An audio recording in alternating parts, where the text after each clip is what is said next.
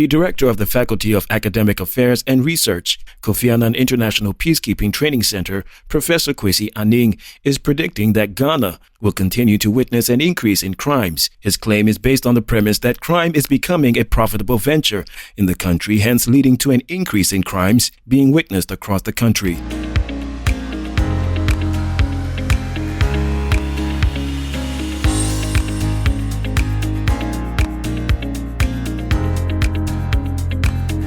Professor Aning said, quote, "Crime has become such a profitable venture in this country that we just don't know what to do." He explained that when violence becomes currency in any society, such that those who are more violent get economic benefits and advantage, such a society becomes a stage for crime, saying, quote, "Violence has become a currency that those who are more violent have much currency in society."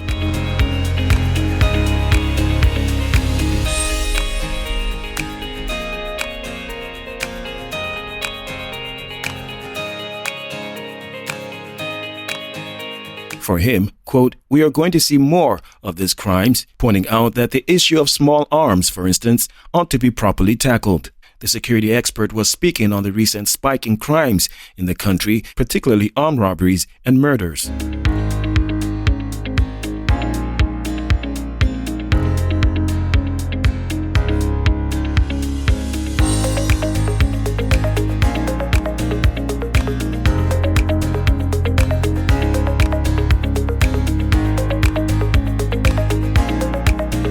The case involving the leader of the separatist group, the Homeland Study Group Foundation, Charles Komi Kujodi, has been adjourned to September 9, 2021. The case was adjourned after Mr. Kujodi's lawyer, also known as Papavi, pleaded with the court to add names of suspects who were declared, quote, "at large" to a new charge sheet, which consists of 8 names after their arrests.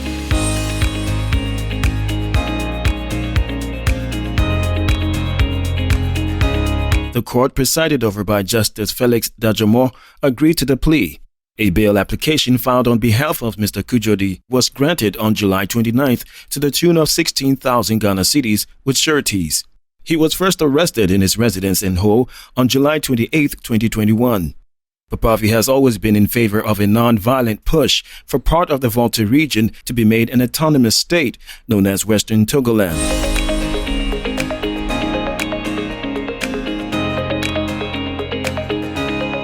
Some of the group's members have been arrested and slapped with treason felony charges in the past, but those charges were eventually dropped pending further investigations.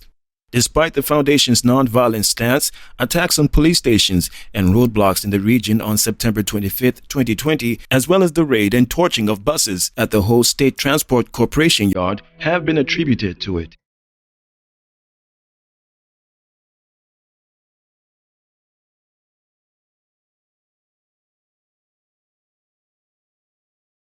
The Lands and Natural Resource Minister Samuel JINAPOR says a freeze on the allocation of state lands is under review.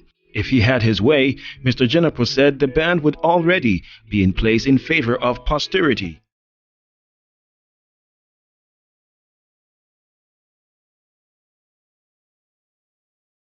The minister complained that the allocation of land had been abused by some government officials in the past. The Lands Commission sometimes leases state lands to various customers who fulfill certain requirements. But Mr. JINAPOR said the allocation of public lands needed to be done more responsibly.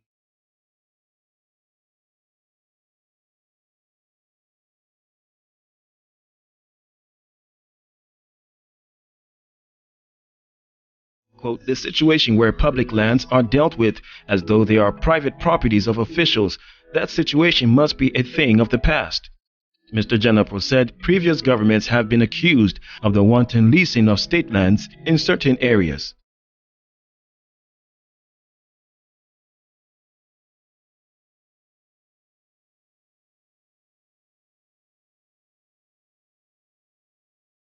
The Ghana Revenue Authority has begun an engagement with the Chief Justice, Justice Kwesi Aning, to get support from the judiciary to prosecute tax defaulting oil marketing companies.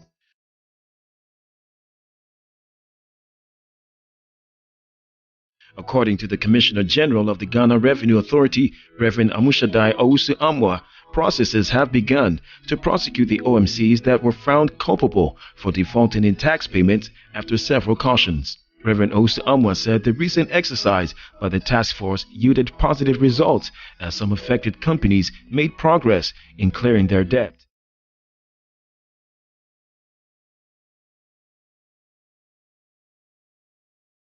The commissioner earlier this year undertook an exercise which ended in the lockup of some stations of the OMCs due to accumulation of petroleum tax and levies arrears to the tune of more than 2 million. The exercise, which lasted more than 6 hours, enabled the task force to engage managers of these firms to honor their tax obligations as soon as possible.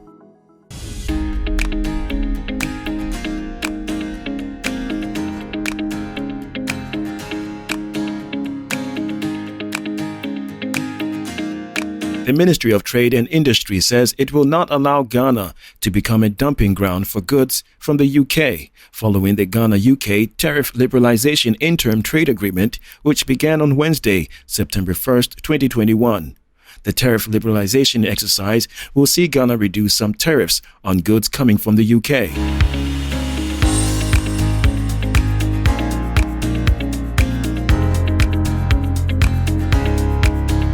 The interim trade pact was ratified by the Parliament of Ghana in May 2021 after the UK completed processes to exit the European Union. This provided an opportunity for renegotiation of new tariff regimes in line with the partnership.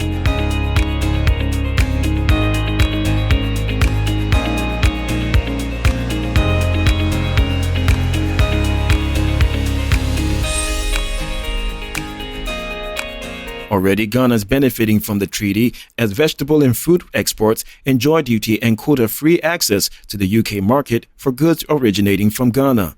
In fulfilling the agreement, Ghana is obliged to progressively open 80% of the country's market to UK goods, taking full account of the differences in levels of development between the two parties.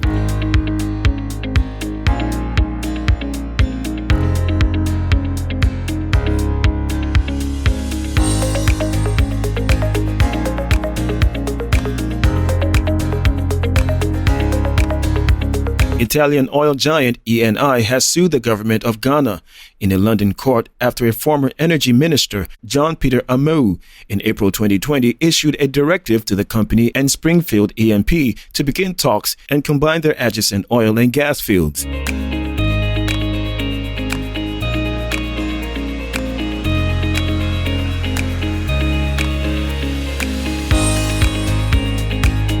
Mr. Amewu gave them until September 18, 2021 to reach an agreement.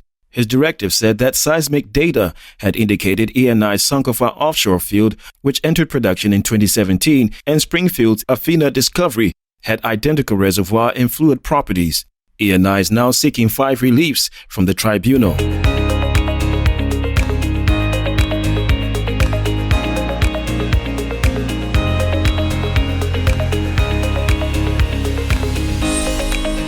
These include a declaration that the purported directives by Mr. Amewu and any other steps taken to implement those directives represent a breach of contract under the petroleum agreement. It also wants a declaration that the respondents take no further action to implement the purported unitized.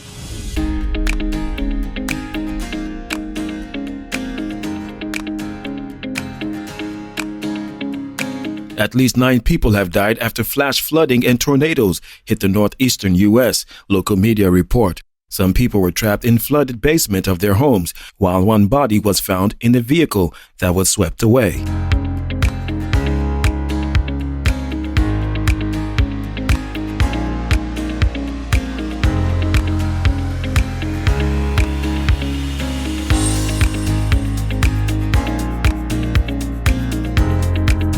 The governor of New York and New Jersey declared a state of emergency, and New York City Mayor Bill de Blasio called it a historic weather event.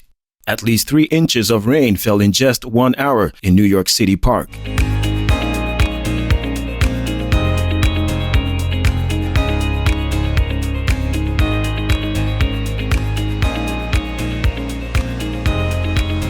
Almost all New York City subway lines have been closed and non-emergency vehicles banned from roads. Many flights and trains out of New York and New Jersey have been suspended.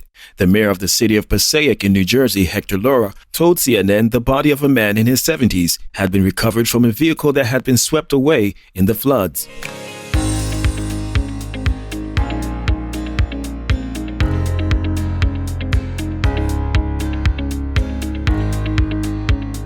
The U.S. Supreme Court has refused to block a new law in Texas that bans abortion for most women. The so-called Heartbeat Act bans termination after the detection of what anti-abortion campaigners call a fetal heartbeat, a point when many women do not know they are pregnant. The law came into effect on Wednesday. Rights groups then asked for an injunction to prevent its enforcement.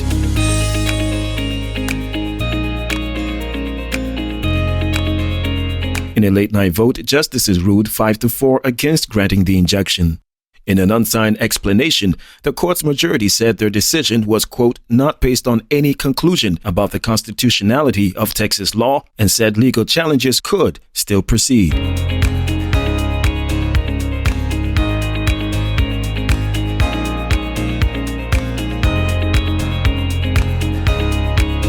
All three former President Donald Trump's Supreme Court appointees voted against blocking the ban.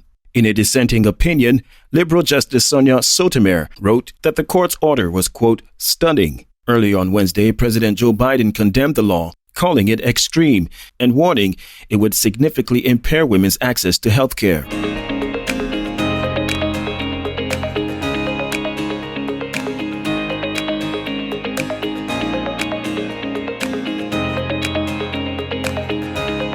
South Africa has said it is unable to take in refugees from Afghanistan. Quote, South Africa is already home to a substantial number of refugees and decides with addressing their needs, the Department of International Relations said in a statement.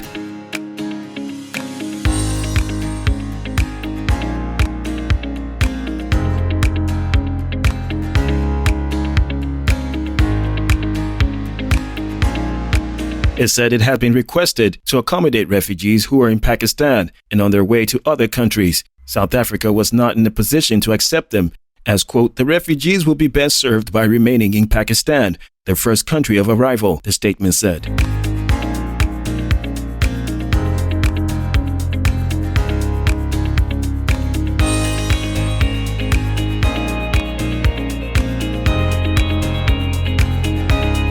Some other African countries, including Rwanda and Uganda, have agreed to host Afghan refugees as they wait to be resettled in other countries.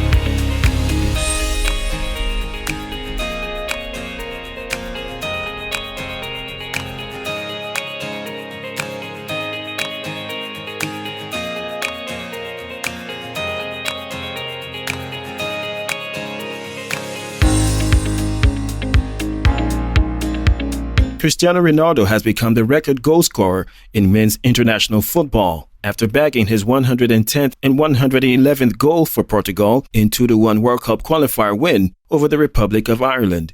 Ronaldo scored 2 late headers after seeing his penalty saved by Gavin Bazunu. The Portuguese has now usurped Ali Dai, who scored 109 goals for Iran between 1993 and 2006.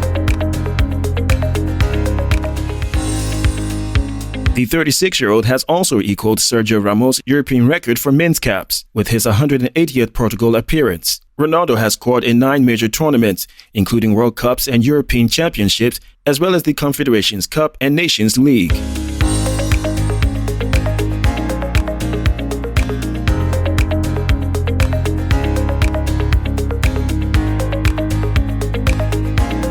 He won the Golden Boot at Euro 2020 with 5 goals, beating 5 goals Czech Patrik Schick on assists. He is, however, unlikely to beat the world record, including women's football, of Canada striker Christine Sinclair. She has scored 187 goals in 304 caps and has not yet retired.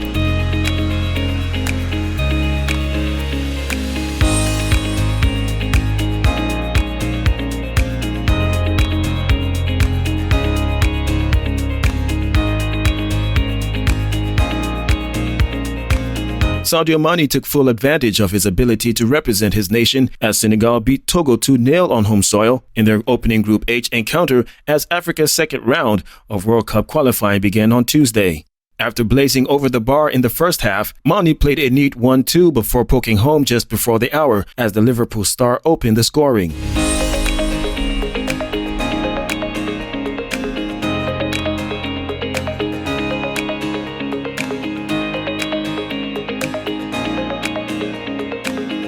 While Mane is free to play, since his 2 matches are in countries that are not on the British government's COVID red list, club colleague Mohamed Salah could not play at home, as Egypt is on the list.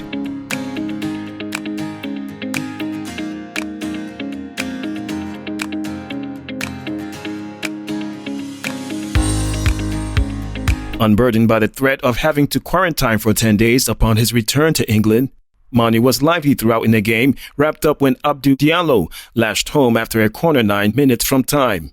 The victory represents a modicum of revenge for the Senegalese, who could not beat Togo as the Sparrowhawks piped them to the 2006 World Cup when they last met at this stage.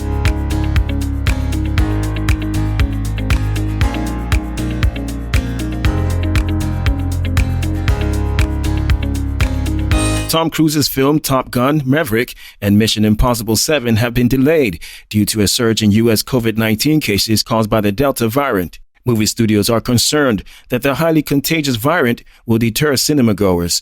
Paramount has pushed the Top Gun sequel back 6 months to May next year, while Mission Impossible 7 has been moved from May 2022 to September that year.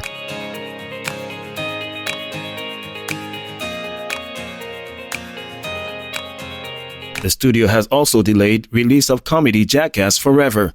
The shock comedy franchise, starring Johnny Knoxville, is now scheduled to be released next February, a delay of 4 months. Top Gun Maverick is a sequel to the hugely successful 1986 action original, with Cruise starring again as U.S. Navy pilot Pete Maverick Mitchell, joined by Val Kilmer, Jennifer Connelly, and Miles Teller.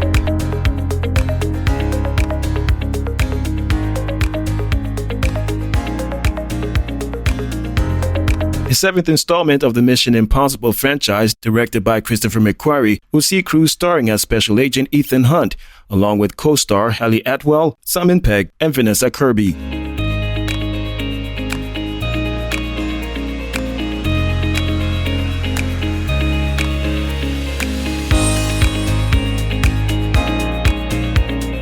Former member of VIP, Promzy, has been responding to widespread claims that he has left the music scene for good. According to him, music lovers are yet to see the best of him. In 2013, reports went viral about Promzy's exit from award-winning group VIP. He has personally not confirmed his exit from the group, but he has since not worked with the group.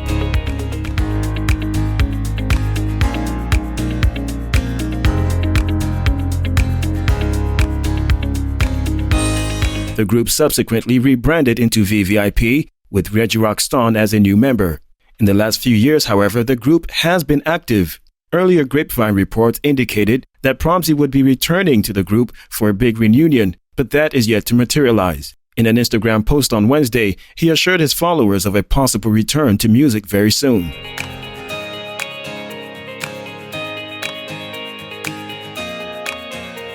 Quote, "Did y'all really thought I left? You haven't seen anything yet. I am just warming up," he wrote under a photograph of his new looks. Promzy remains one of the most loved members of VIP in their prime. Born Emmanuel Abibio, he's known for his dexterity in rap and also stands out in the music scene with his unique personality.